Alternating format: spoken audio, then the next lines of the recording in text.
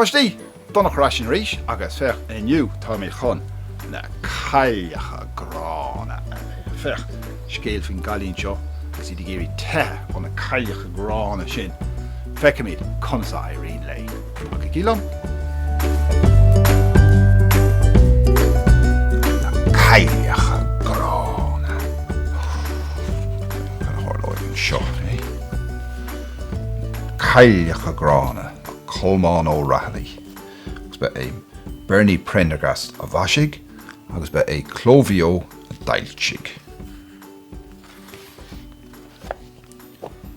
Lámh leis an druthad a bhruach na hawan a bhí campa na dincéirí. Be le Páidí MacDonacha an Carváin mór buí agus an sean chapel down a bhí githe leis go sásta thaobh a mhóthar. Bech ar hún sin? Some pictures and capel jazz and Carváin. Taistil na hhéireann a bhí Páidí agus a chlán, ach an trónón a bra seo bhí sé féin agus a bhac, Michelín, ina sí ar bhruach na hawan agus iad a gíos goracht. Is lór sin a bhici ar sa Páidí ar bail agus chéach sé súl ar a bhac. Sílim gúil sé an am dinéir an isis. Has an bheirt, chruinnig siad a god giobal agus a rais ló go dtí an campa.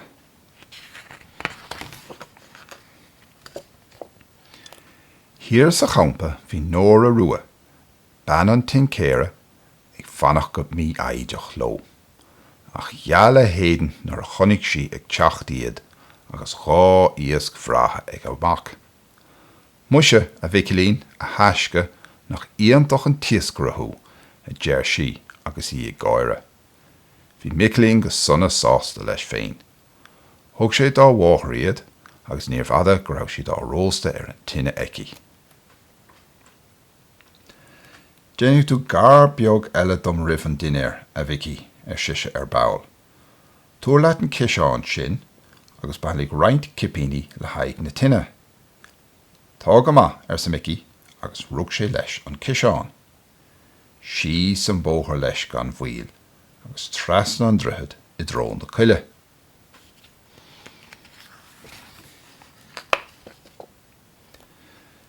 Bhí an ciseán beg nach líonta aige nuair a chúla sé glór.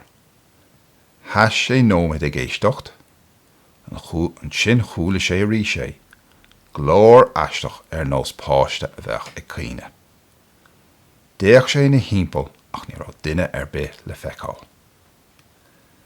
Leis sin chunig sé a mháthair ag teacht. Muise brostig ort a bhici ar siise. Tá mé stúcha leis an ochras.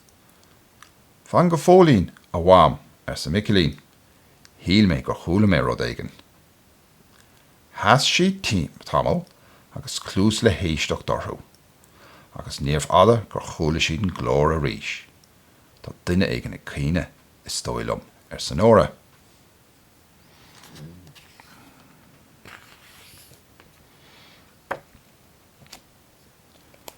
Ri an bheirt acu cho fada leis na scacha a bhí ag fás ar imil na coile. An sin go toban stop siad agus íontas orthú. Céimheach an sin rompa ach cailín beg bídeach ina lí faoi scach agus I ag caoine isce a cín. Fech an cailín beag an sin agus I caoine agus nóir rua agus Michelín. Bhí an cailín bocht ar cri le hagla. Cé sibh se? Ar siise do chlór lag. Chrum nóir a síos agus bheoch sí sús an cailín beag ina bachlan. Ná bíoch imníart a stórín a dúirt sí go cinálta. Is cóide muide, bé tú ceart go leor in isis. Fech an cailín isise. I machlan nóir a rua.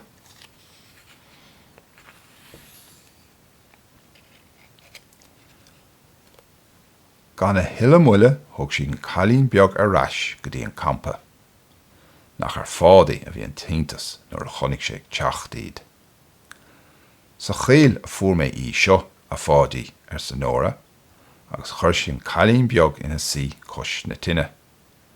Faoin am seo bhíonn an dinéir faoi réir ag Páidí dóibh, agus níomh fhada go raibh siad ag githe agus ag ól ar a sábhín só.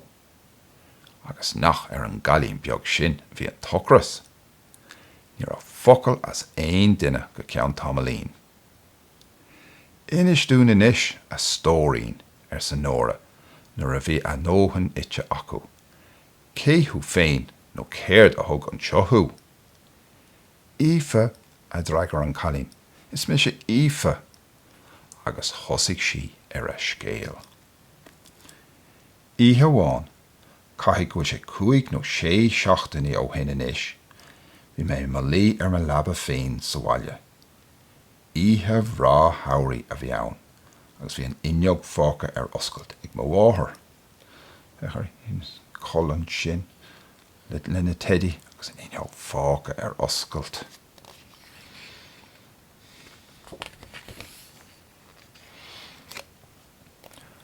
Ach ba bhotún mór é sin, mar cé a tháinig a lárna híthe ach cailleach mhór ghrána. Cho luach sa chonig sin inneog oscailte, isteach léide de freab agus scup sí lé mé, amach san íthe chomh ghorcha. Bhí an teidir caite ar nólar, agus an ífe ar an scúb agus an cailleach a thuairt sús san air. Ní rá is an céird a bhí ag torú nó cá ra mé ag dul, ach nuair a gheall an lá tháinig aontas an domhan orm. I bluas mhór ghorcha a bhí mé go dainn I lár na chuile. Caic go raibh sé sin scanrúil, chud ceapan sibse. Bhí go lár páistí eile sa phluais freisin, agus gach éon duine acu fuadathe ag na trúr cailleacha grán a bhí ina gcónaí inte. Na créitúr bhachta, bhí siad ag obair ó bhaidean go híthe, ag ní agus ag glanna, ag réiteach béilí agus ag criniú brosna. Agus inis bheith ormsa an obair chéana a dhéanamh. I dosach báire ní ra is an céird a dhéanaing, ach tar éis cúpla lá tháinig smaoinemh thugam. Íthe bháin nuair bhí na páistí á gur isteach sa phluais ag na cailleacha, isteach lom faoin mórd an gan is dóibh. Cha na cailleacha tamil beag eile ag daos sa timpeall agus ag clabaracht lena chéile, ach dá mise I a host faoin mórd go dtí go chúla me iad ag imimecht lo ar a scuibe, fechar an trúr cailleach grána agus iad ag daos agus a clabaracht an sin.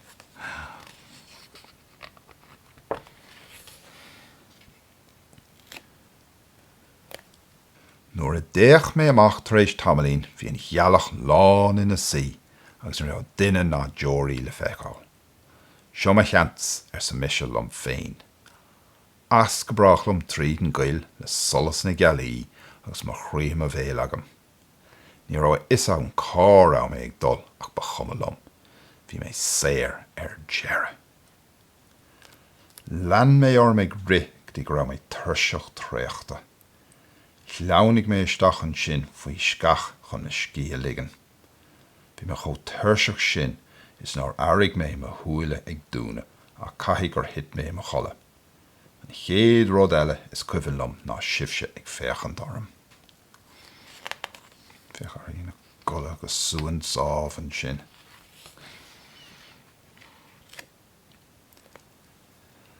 Bhí tostáin ar fa Tamalín nuair chríochnig Ífe a scéal. Bábhar íontais dóibh gach a rá cluiste acu. An sin, gtoban, haspáidí. A bhicilín ar sésin. Ceastaach sa charbhán tusa agus bhaim a bhuidéil beg glas as an ggófra ann, agus Jane Jeffer. Dimig Micilín gan focail. Cad a dhéanaigh tú ar sa Ífe, fan go bheici tú a chalín ar sa páidí, agus íomh an gháire air. Fan go bheici tú, is íontach go Joe an buidélín beg glas sin. Anis a Ífe ar sa páidí agus an buidéil á chur ina fóca aige. Meas tú an bhétá de bhealacha dhéanamh aráis go dtíon phluais sin. Aráis ar sa Ífe agus imní ag teacht orthaí. Ná bíoch éon aglaart ar sa Micilín lé go cinálta. Is cliste an fear é maithair. Tága má sa ife go drogalach. Déanfaidh mé me dhíthil. Mathú sa páidí. Suas leat am a grim mar sin agus béimiid ag imeacht.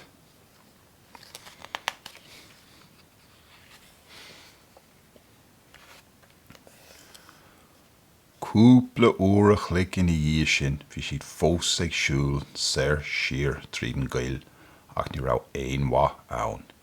Ní raibh plúis ná páiste le feiceáil in éon áit. Bhíodh sos gearr againn sa pádaí ar ball. Caithfidh go bhfuil sé anseo áit éigean. Ní raibh na focail as a bhéal nuair a chúla siad glór. D'éis siad tamil gur chúla siad a rí sé. Bhí duine éigean caint. A bhicilín sa pádaí a gobar. Suas leat sa chrán sin agus féach cétá caint. Suas an chrán le micilín go haclaí ach ba bheith nar hit sé de haríis nuair a chonig sé céir de bhí híos faoi. Cailleach mhór ráir ina seasamh ar wasca na scata páistí thart orthaí agus ag tuairt amach ar a díal. Agus bíodh an té ré nar thiocamid na arás an teach tar an nána a seise go crosta nó stíomh ses measa. Amach leis an mert chailleach eile an sin agus d'éirigh an trúr acu in éanach iad ag scinne tríd néir ar a scúba.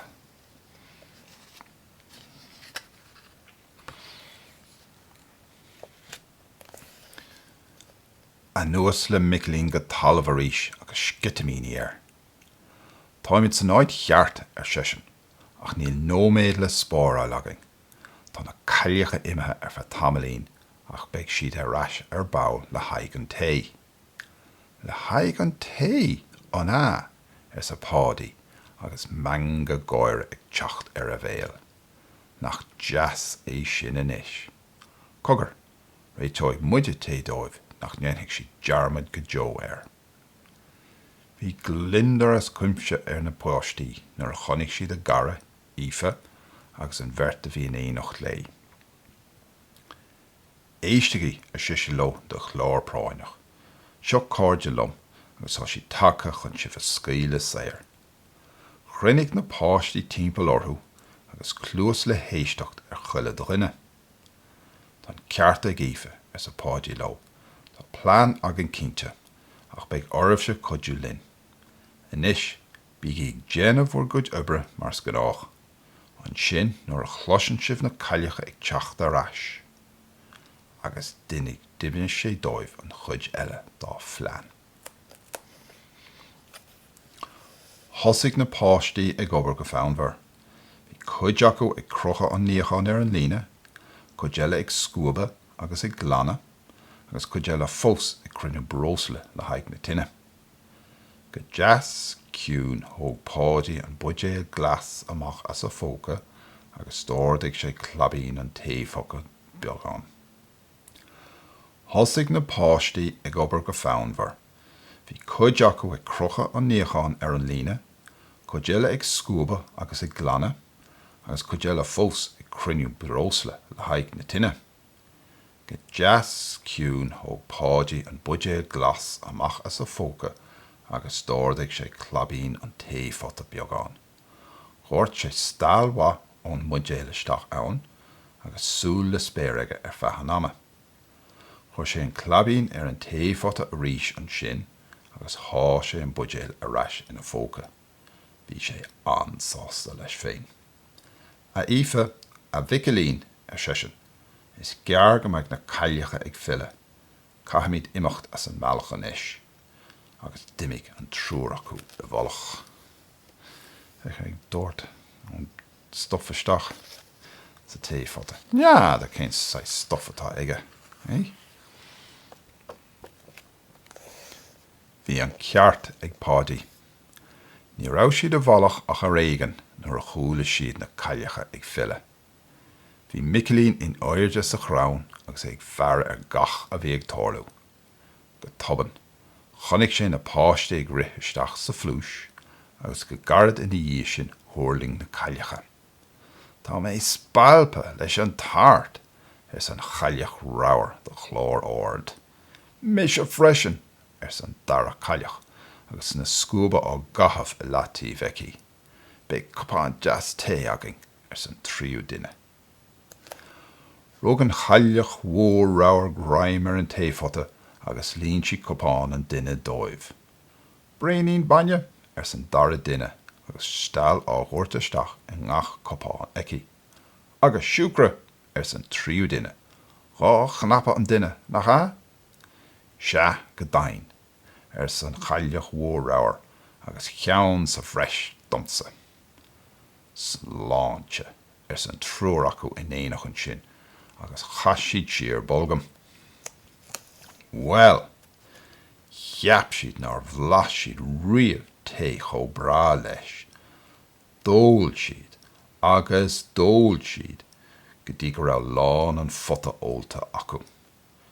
Be an sin a hálan tuntas.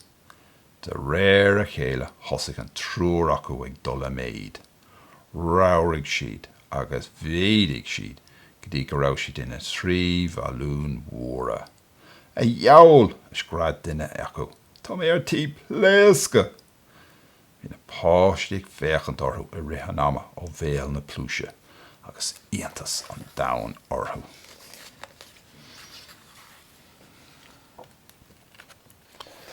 Leis sin, d'éirigh gé mhór agus scúabog na cailleacha chun siúl suas san air. Suas ló, os cion na plúise, os cion na cuile, nó gur imigh siad as rairc sa spéir. Chó lua agus a chonig sé na cailleacha ag imeacht le gaí le bhmicilín fad agus a nuas an chrán a rís leis, de frab. Tháinig na páistí ina seo amachchas an blúis, agus iad ag scradíal agus ag léim le háthas. Hurrá! Hurrá! Siad. Tá míad saoir! Tá míad saoir! Tá go dain as a micilín go bródúil, agus tíglimh dul bhaile inis. Go raibh míle maithagad as a ífe bheog agus rug si baróg fádaí. Agus leis sin thug siad go léir an naigh ar an maile agus iad ag canna agus ag gáire in ard a gcín. Agus maidide leis na cailleacha, ní acha éon duine riamh ó hin iad. Críoch. Bint scéal má, súlan gur haithan sé libh, haithan sé lobsa, agus tá súlagam búla libh arís go luath, lan céad scéal eile. Slán!